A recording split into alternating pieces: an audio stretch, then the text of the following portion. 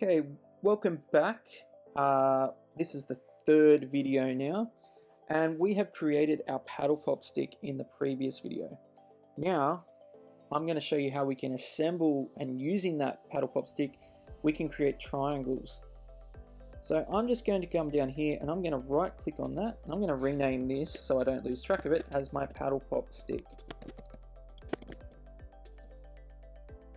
Click anywhere. Okay.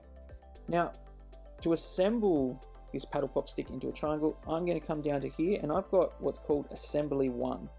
This is different to our part studio. This is where we can put parts that we have designed together to form objects. So I'm going to come to my assembly and it's going to look like this. It has a bunch of different tools, but we're not going to worry about those. Now, to insert our paddle pop stick, I'm going to come up here, and where our sketch button was in the part studio, and we've now got an insert. So I'm going to click on insert, and down here I've got my paddle pop stick. I'm going to insert part 1. See, we've got a paddle pop stick there. I'm just going to zoom out so I can add them. I'm going to add 3. Okay, I've added 3 sticks there. Now I'm going to hit the green tick. That confirms now that they're in this assembly. I'm going to go up to the top right hand corner and click on top. I like to work with the top view. It just makes it easier. I'm going to zoom out. Now, one of the features of the assembly is that when we click on one of our parts, we now get this movement dial here. If I do this and click and hold, it's only going to move up. If I click here, it's only going to move across, left and right. Here, I can spin it round. I can change its angle. And the square, that's just, I can move it anywhere. Now, this is going to be one of the sides of our triangle.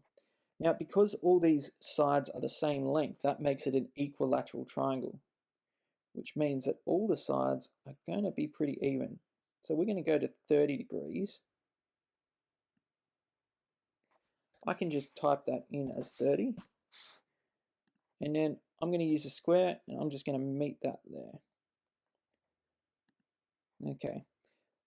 That's not working the way I want it to. However,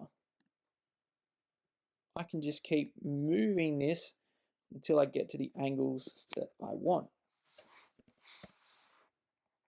So 60's put me here. It's done a full 90. All right, how about I'm now going to deselect it over here. Select this one.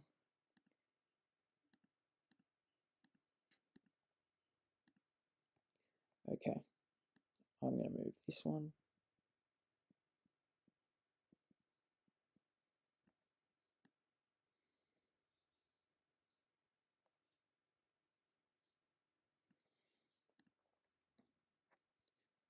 It's always important when you're doing in the assembly that you deselect things you don't want to move.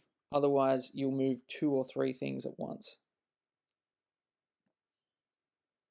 Now,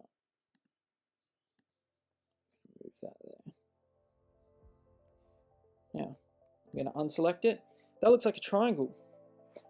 However, we're working in 3 dimensions. We need to make sure that the sticks, despite looking in this view, look like they're a triangle, whether there's any gaps between them. So I'm going to spin, and we can see that when we look at it this way, there's actually a big gap between it. So we're going to select that. We know it's the right angle, and I'm going to push that up until it's in line. I'm going to deselect it, and I'm going to do the same thing with this one. I'm going to just use that up and down tool. Okay. Now we've maintained the triangle. When I spin it round, we've got all 3 planes looking good, and we have a triangle that we can now use. I'm going to label this by right clicking here, and I'm going to call that triangle.